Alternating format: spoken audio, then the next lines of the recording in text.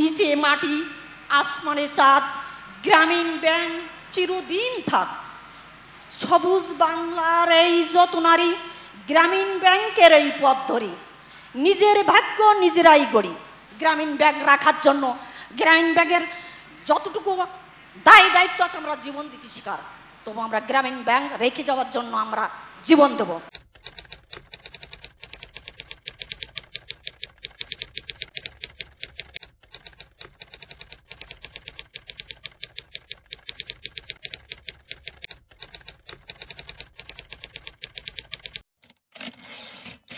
আগে মানুষের বাড়ি কাজ করতাম, গ্রামীণ ব্যাংকে ঢুকছি যখন তখন আর কাজ ছেড়ে দিয়েছি। যে আজ আমার 2টা বাচ্চা অনেক কষ্ট, অনেক লাঞ্ছনা ভোগ করি, পরের বাড়ি কষ্ট ক্লেশ করি মানুষ করার পরে এই গ্রামীণ ব্যাংকে ঢুকে এখন আমার ছেলে আহসানুল্লাহ বিশ্ববিদ্যালয় পড়াশোনার সুযোগ পেয়েছে। মেয়েটা অনার্স করছে। যখন আমি এই গ্রামীণ ব্যাংকে ঢুকেছিলাম তখন আমার কিছুই ছিল না, খড়ের ঘর ছিল, স্বামী দিন মজুরি আনতো, ছেলে ফেলে 3টে ছেলের মুখে আহার জোগাড়তে পারতাম না। তখন স্বামীর যাতনায়, সংসারের যাতনায়, ছেলেমেলের কান্নায় অসহ্য।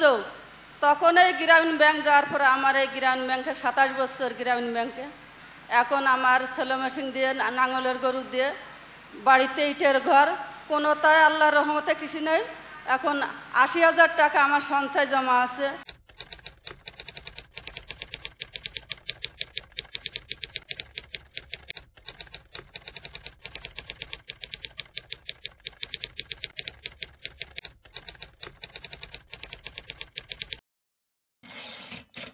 এখন আল্লাহ রহমতে আমার বাজারে 5টা দোকান হয়েছে, বাড়িতে 7টা রুম করছি, টিনের বেড়া, পাকা বিটি। এখন স্যার আল্লাহ রহমতে আমার এই সঞ্চয় এসে 87,000 টাকা ডিপিআর ছাড়া স্যার।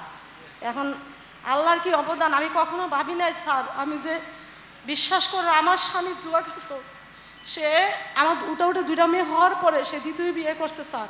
আর এখন স্যার সে আসার জন্য আমি তো এখন আমার মেয়েরা বলে যে না। সালামু আলাইকুম, আমার নাম মোসাম্মদ মজিদা বেগম।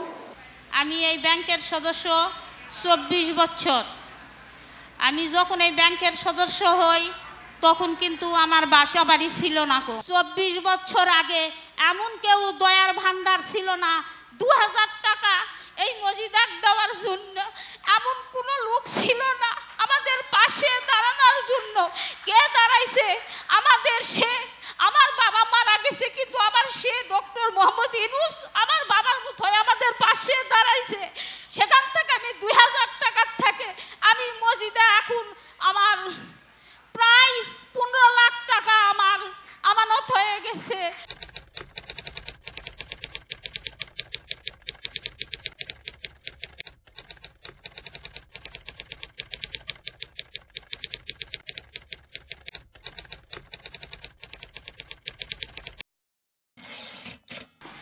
স্যার কত কষ্ট করছি, মানুষের বাড়ি কাজ করছি করে দিন কাটাইছি স্যার। ভাত খাইতে পারি নাই, পানি মরিচ দিয়ে গুলিয়ে স্যার খাইছি। আজ এই গ্রাম ব্যাংকে ঢুকে কত সুখ শান্তিতে দিন কাটাইতে স্যার। আপনার অবদানে আজ সরকার এই ব্যাংক নিতে চায় স্যার। স্যার কোনোদিনও সরকারকে এই ব্যাংক নিতে দেবো না। আমার ছেলে শিক্ষা ঋণ নিয়েছিল, শিক্ষা ঋণ নিয়ে আমার ছিল মাস্টার্স পাস করে আজকে আরাফার ইসলামী ব্যাংকে সিনিয়র অফিসার চাকরি করে।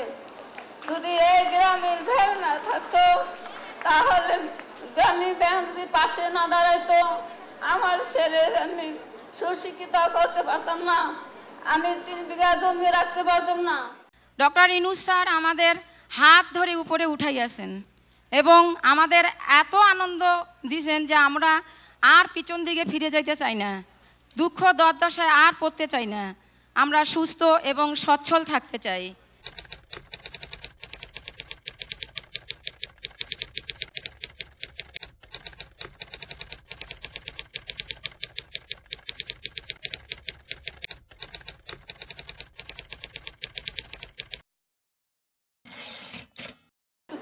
সরকার দিত গম রিলিফের জন্য রাস্তায় লাইনে বসে থাকতে হতো।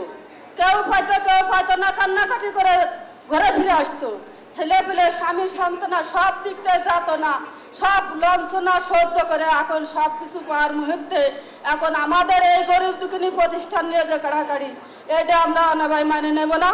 আমরা দরিদ্র মানুষ, আমরা গরিব মানুষ, আমরা কোথাও বাংলাদেশের কোনো ব্যাংকে যায় ব্যাংকের দরজায় পা রাখতে পারি নাই। আমাদের গ্রামীণ ব্যাংকে আমাদের সুখে শান্তিতে থাকতে দেন। আমাদের ব্যাংক আমাদের মতো চলতে দিক। আমাদের ব্যাংক আমরা পরিচালনা করি, আমরা দেখাশোনা করি, আমরা টাকা নেই, আমরা কিস্তি দেই, আমরাই সব কিছু করি।